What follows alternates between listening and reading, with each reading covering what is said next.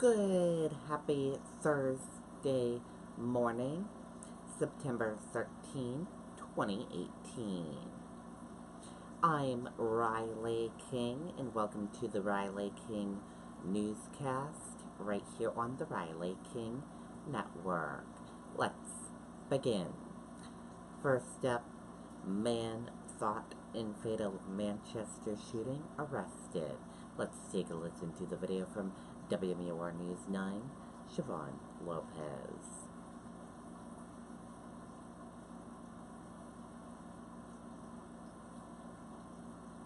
Down the door when it matters most. For more than a decade, he's been right there, everywhere. And when American jobs are on the line, he leads the charge. ABC's World News Tonight with David Muir is America's most watched newscast, and we thank you. My condolences to the Lee family. They lost a loved one, and we never want to lose sight of that. An arrest is made 5 days after the murder of 32-year-old Justin Lee.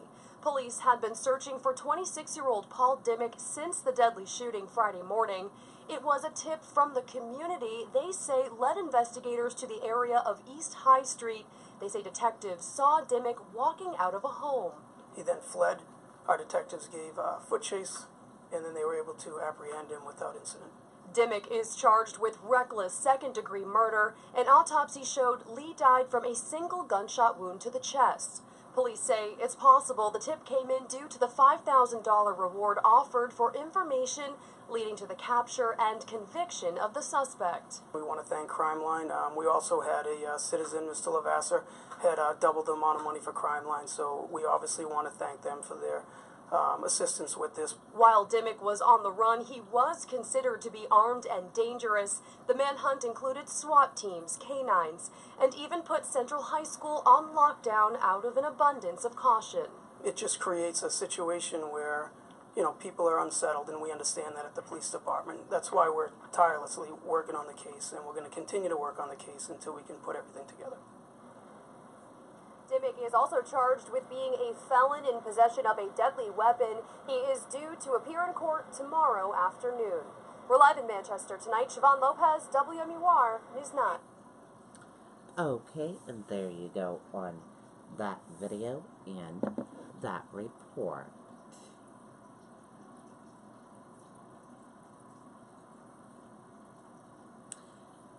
Fenway fan hit in head by bat that slipped out of batter's hand.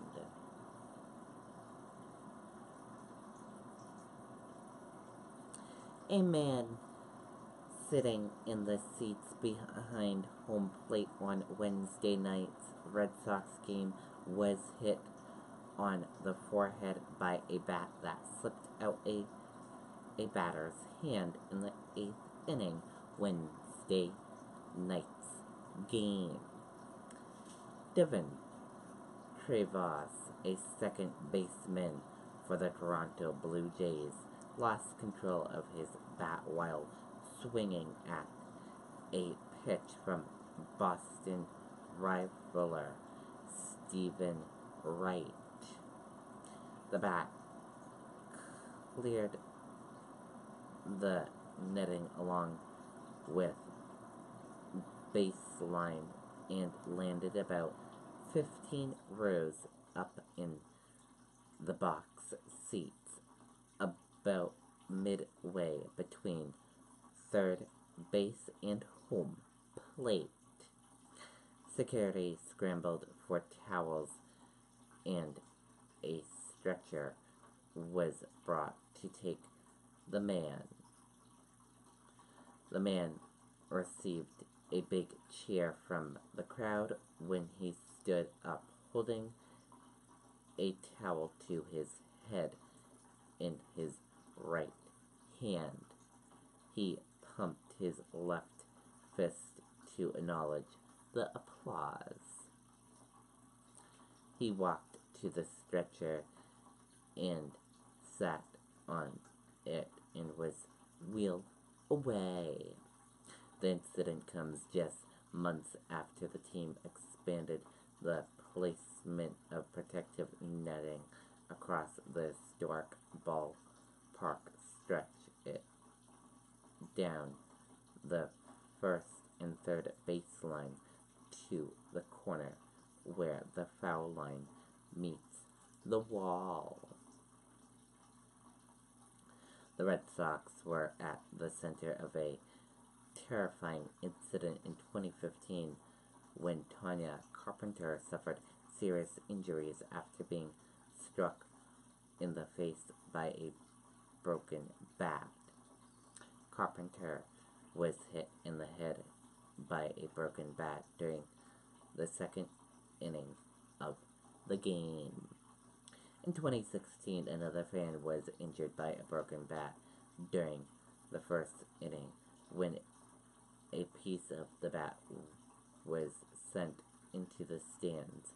The bat struck the fan above the right eye.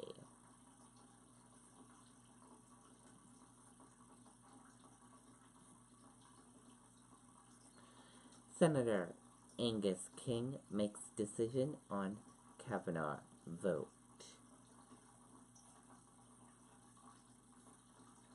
Independent U.S. Senator Angus King announced Wednesday he will vote against Judge Brett Kavanaugh's appointment to the U.S. Supreme Court.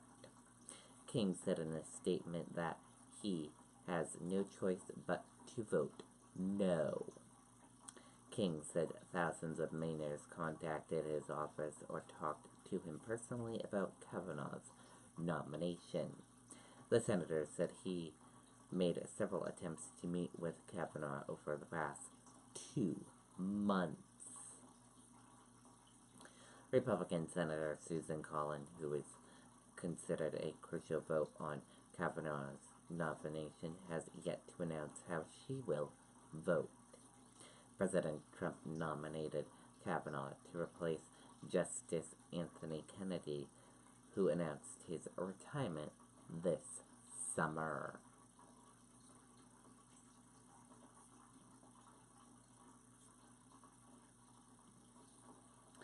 China may use its property market to defend against Trump's trade war offenses.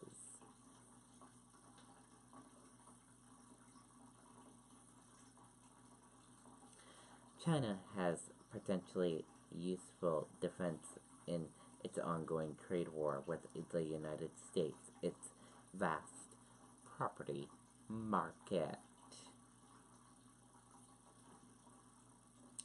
Storm of a lifetime, Florence may bring unpredicted flooding.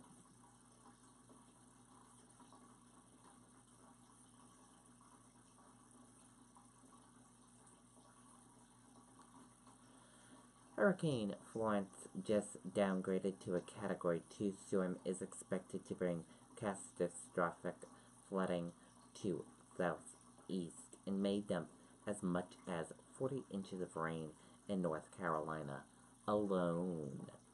The rainfall could be historic and the flooding unpredicted, the National Weather Service office in Newport, North Carolina, warned Wednesday.